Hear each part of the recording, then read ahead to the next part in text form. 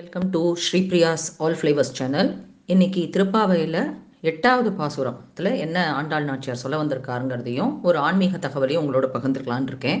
அதுக்கு முன்னாடி என் சேனலை நீங்கள் சப்ஸ்கிரைப் பண்ணலைன்னா சப்ஸ்கிரைப் பட்டனை கிளிக் பண்ணி சப்ஸ்கிரைப் பண்ணிக்கோங்க. பக்கத்தில் இருக்கிற பெல் ஐக்கானை கிளிக் பண்ணிங்கன்னா நான் போடுற வீடியோஸ்லாம் உங்களுக்கு நோட்டிஃபை ஆகும். இப்போது முதல்ல 8வது பாசுரம் கீழ்வானம் வெள்ளென்று அப்படின்னு ஆரம்பிக்கக்கூடிய 8வது பாசுரத்தோட விளக்கத்தை பார்ப்போம். அதுக்கு முன்னாடி ஒரு வாட்டி அந்த பாடலை பார்த்துட்டு வந்துடுவோம். கீழ்வானம் வெள்ளென்று எருமை சிறுவீடு மேய்வான் பரந்தனக்கான் மிக்குள்ள பிள்ளைகளும் போவான் போகின்றாரை போகாமல் காத்துன்னை கூவுவான் வந்து நின்றோம் கோது கலமுடைய பாவாய் எழுந்திராய் பாடி பறை கொண்டு மாவாய் பிளந்தானை மல்லரை மாட்டிய தேவாதி தேவனை சென்று நாம் சேவித்தால் ஆ ஆ என்று ஆராய்ந்து அருளேரோர் எம்பாவாய் அப்படின்னு சொல்லியிருக்கார். இதுல என்ன சொல்ல வர்றாருன்னு பார்த்தோம்னா, அந்த பகுதியை சுற்றி என்னெல்லாம் நடந்து கொண்டிருக்குங்கிறத அழகா ஆண்டாள் நாச்சியார் நம்மளுக்கு விளக்கி காட்டுறார். முதல்ல 2 வரியை பார்ப்போம். கீழ்வானம் வெள்ளென்று எருமை சிறுவீடு அப்படிங்கிறார். கீழ்வானம் வெள்ளென்று அப்படின்னா கீழ்வானம் இங்கே ரொம்ப அருமையா வெளுத்து விட்டது. அதிகாலை பொழுது எப்படி இருக்கும், சூரிய பகவானோட நிறம் வந்து நல்ல ஜொகஜோதியா செக்கச்சவேல்னு ஜோதி பிழம்பு போல இருக்கும். வானம் நல்ல சிகப்புடையதா இருக்கும்.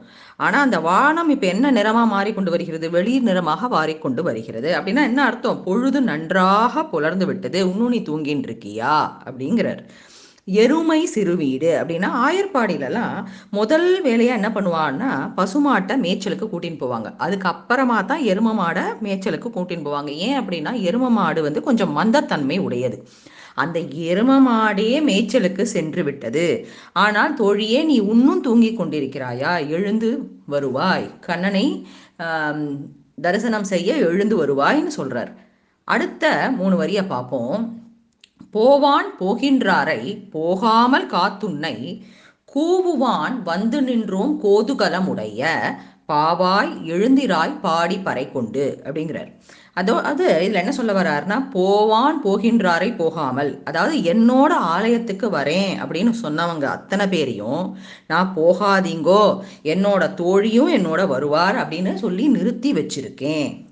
என்னோட சேர்ந்து வரவாளெல்லாம் போகாம நான் நிறுத்தி வச்சிருக்கேன். ஆனா நீ இன்னும் தூங்கின்னு இருக்கியே அப்படிங்கிறார்.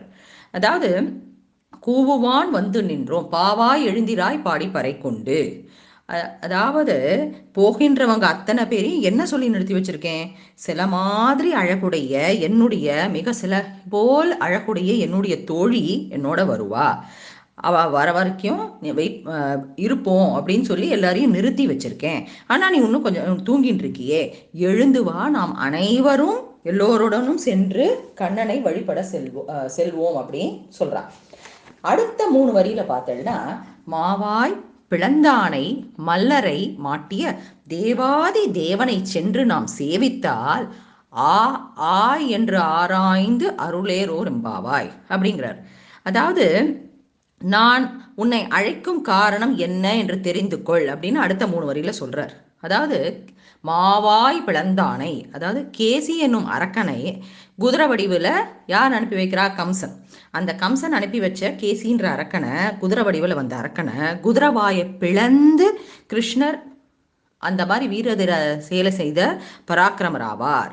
அந்த அதாவது கம்சனால் அனுப்பப்படுற அத்தனை அரக்கர்களையும் கொன்ற மாவீரன் கிருஷ்ண பகவான். அந்த அற்புதமான கிருஷ்ண பகவானின் புகழை பாட அவரை நாம் சேவிக்க நாம் செல்ல வேண்டும், எழுந்து வா தோழி அப்படிங்கிறார்.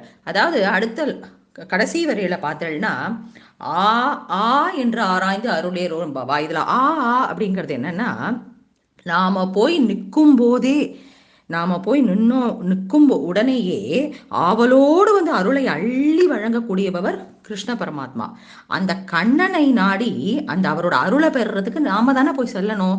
அதுக்கு எழுந்து சீக்கிரம் எழுந்து வா, நம்ம கண்ணனை போய் அவரோட அருளை பெறுறதுக்கு நாம எல்லோரோடையும் செல்ல வேண்டும், எழுந்து வா தோழி அப்படிங்கிறார்.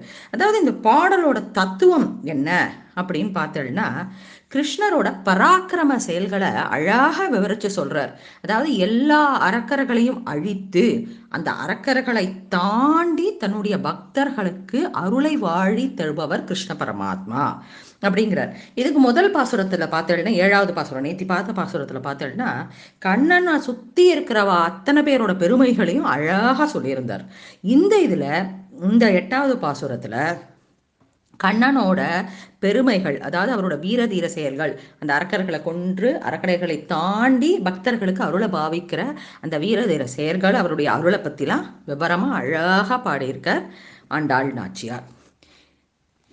இதனுடைய உட்கருத்தை அழகா சிறு வடிவத்துல நான் சொல்றேன். மகிழ்ச்சியை மட்டுமே சொத்தாக கொண்டவளே, அழகு சிலையே, கிழக்கே வெளுத்து எருமைகள் மேய்ச்சலுக்காக புல் மைதானங்களில் நிற்கின்றன. எல்லா பெண்களும் நீராடுவதற்காக வந்துவிட்டார்கள். அவர்கள் உடனே குளிக்க போக வேண்டும் என்று அவசரப்படுத்துகிறார்கள். ஆனாலும் உனக்காக தடுத்து நிறுத்திவிட்டு உன்னை கூவி குழுவி அழைக்கிறோம். கேசி என்னும் அரக்கன் குதிரை வடிவில் வந்தபோது அதன் வாயை பிளந்து கொன்றவனும், கம்சனால் அனுப்பப்பட்ட முஷ்டிகர் உள்ளிட்ட மல்லர்களை வென்றவனும், தேவாதி தேவனுமான கிருஷ்ணனை நாம் வணங்கினால் அவன் ஆ ஆ என்ற அலரை கொண்டு நமக்கு அருள் தருவான். பெண்ணே, உடனே துயிலெழுந்து கிளம்பு. இதுதான் அந்த பாடலினுடைய கருத்து. இப்போ நம்ம இன்னியுடைய ஆன்மீக தகவலை பார்ப்போம். நம்ம எல்லாரும் கேட்டிருப்போம், கோபுர தரிசனம் கோடி புண்ணியம் அப்படின்னு. அந்த கோபுர தரிசனம் கோடி புண்ணியம்ங்கிறது என்ன அப்படிங்கிறத பார்ப்போம்.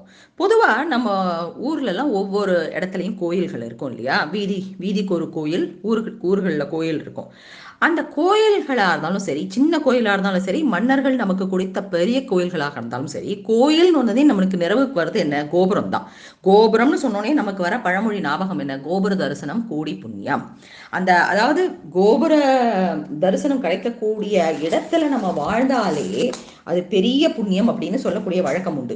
ஸோ அந்த கோபுர தரிசனம் கோடி புண்ணியம் அப்படின்னு ஏன் அப்படிங்கிறத கோபுரத்தோட சிறப்புகளை பார்ப்போம். பொதுவாக கோபுரங்கள்லாம் உயரமா அண்ணாந்து பார்க்குற அளவில் தான் அமைச்சிருப்பாங்க. ஏன் அது அப்படின்னு பார்த்தேன்னா, ஊர் மக்களோட நன்மைக்காகவும் ஊரின் நன்மைக்காகவும் தான். அதாவது அந்த காலத்துலலாம் இயற்கை சீற்றம் வரும்போது இடி மின்னல் தாக்கினா கோபுரங்கள் உயர்வா வடிவமைக்கப்பட்டிருக்கும். அதனால அதுலேருந்து காக்கிறதுக்காக கோபுரத்தில் இருக்கிற உச்சியில் இருக்கிற கலசத்தை பற்றி நம்ம அறிஞ்சிருப்போம். ஆனால் அந்த கலசத்துக்கு கும்பாபிஷேகம் செய்யும் போது விசேஷ பூஜைகள் செய்யப்பட்டு அந்த கலசம் தான் பிரதிஷ்டை செய்யப்படும். கோபுரத்தோட உச்சியில் இருக்கிற கலசமானது வெறும் கலசம் மட்டும் அல்ல. அந்த கலசத்துக்குள்ள கம்பு, நெல், கேழ்வரகு, திணை, வரகு, சோளம், மக்காச்சோளம், சாமை எல்லாம் நிரப்பி வச்சிருப்பாங்க. அந்த தானியங்கள்ல குறிப்பா சொல்லக்கூடிய தானியம் வரகுங்கிற சிறுதானியம். ஏன்னா வரகுக்கு மின்னலை தாக்குற சக்தி அதிகமா உண்டு அப்படின்னு விஞ்ஞானம் சொல்றது. கோபுரத்துல உள்ள பகுதியில இடி மின்னல் தாக்கினால் அதை கோபுரங்கள் மேலுள்ள கலசம் தாங்கி கொள்ளும், ஊர் மக்களை காப்பாற்றப்படும். நான் முன்னாடியே ஒரு பதிகத்துல சொன்னேன், அந்த காலத்துல மெய்ஞானிகளே விஞ்ஞானிகளாக இருந்தார்கள். ஏன்னா நம்மளோட வாழ்வியலோடு சேர்த்து இயற்கை, அதாவது இறை வடிவத்துல நம்மளுடைய விஞ்ஞானத்தையும் சேர்த்து கலந்து தந்திருக்காங்க அந்த காலத்து பெரியவர்கள். அது மட்டும் இல்லாமல் பல நூற்றாண்டுகளுக்கு முன் வெள்ளம் வருவதை அறியறதுக்கெல்லாம் எதுவும் கிடையாது. அப்போ வெள்ளம் விதை நெல் எல்லாத்தையும் அழிச்சுட்டு போயிடுதுன்னா தானியங்கள் விளைவிக்கிறதுக்கு இருக்காது. அப்போ கோபுரத்துல உச்சியில இருக்கிற தானியமானது எந்தவித சேதாரமும் இல்லாம இருக்கும். அப்போ விவசாயிகளோட வாழ்வாதாரத்தை காப்பாத்துறதுக்கு கோபுர கலசத்துல இருக்கிற விதை நெல்லை எடுத்து பயன்படுத்திக்கிறதுக்கு விளைச்சலுக்கு ரொம்ப பயனுள்ளதா இருக்கும். அதை நினைச்சும் பண்ணியிருக்காங்க. அடுத்ததா கோபுரத்தோ கலசத்துல தங்கம், வெள்ளி, செம்பு இவைகளை பிரதிஷ்டை செய்யப்படும். அந்த உலோகங்கள் தெய்வீக ஆற்றல், பாசிட்டிவ் வைப்ரேஷன் சொல்றோம் இல்லையா, அதை ஈர்க்கிற சக்தி மிக்கதான் இருக்கும். அதனாலதான் நம்ம எல்லா பெரிய உயரமான கட்டடங்களை பார்த்தாலும் நம்ம அப்படியே கடந்து போயிடுவோம். ஆனா கோபுரத்தை பார்த்தா கையை கூப்பி வணங்குவோம் தெரியுமா? அந்த பாசிட்டிவ் வைப்ரேஷன் பக்தர்கள் ஆற்றலை வசீகரிக்கிற தன்மை உடையதுதான் அந்த கோபுரம் ஆனது. அதனாலதான் நம்ம இரு கைகளையும் கூப்பிட்டு கோபுரத்தை வணங்குறோம். கோயிலுக்கு செல்ல முடியாதவர்கள் கூட அந்த கோபுரத்தை தரிசித்து விட்டு சென்றால் இறைவனை தரிசித்த புண்ணியம் நமக்கு கிடைத்துவிடும். ஆனா அந்த கோபுரத்தை சுத்தி அப்படி ஒரு ஆதர்ஷன சக்தி வாய்ந்த மந்திரங்களால் பிரதிஷ்டை செய்யப்பட்டிருக்கு. அந்த கோபுரத்தை சுத்தி ஆதர்ஷன சக்தி நிறைய உண்டு. அதனாலதான் கோபுர தரிசனம் கோடி புண்ணியம் அப்படின்னு சொல்ற வழக்கம் இருந்தது. அதை பார்த்தீங்கன்னா அதனால்தான் பலர் கோயிலுக்கு செல்றதுக்கு முன்னாடியே கோபுரத்தை கண்டவுடன் இரு கைகளையும் கூப்பி வணங்கி விட்டு செல்வோம். இது இயல்பா நடக்கிற விஷயம். அதோட மட்டும் இல்லாம கோயிலுக்கு செல்ல முடியாதவா பல பேர் இருப்பா இல்லையா, அவங்களும் கோபுரத்தை தரிசனத்தாலே போறோம், இறைவனை தரிசனத்த புண்ணியம் நமக்கு கிடைச்சிரும். கோபுர தரிசனம் கோடி புண்ணியம் அப்படிங்கிற அழகான ஆன்மீக தகவலை இன்னைக்கு பார்த்தோம். நாளை மீண்டும் ஒரு பாவை பதிவத்துடனும் ஆன்மீக தகவலுடனும் சந்திக்கிறேன். நன்றி.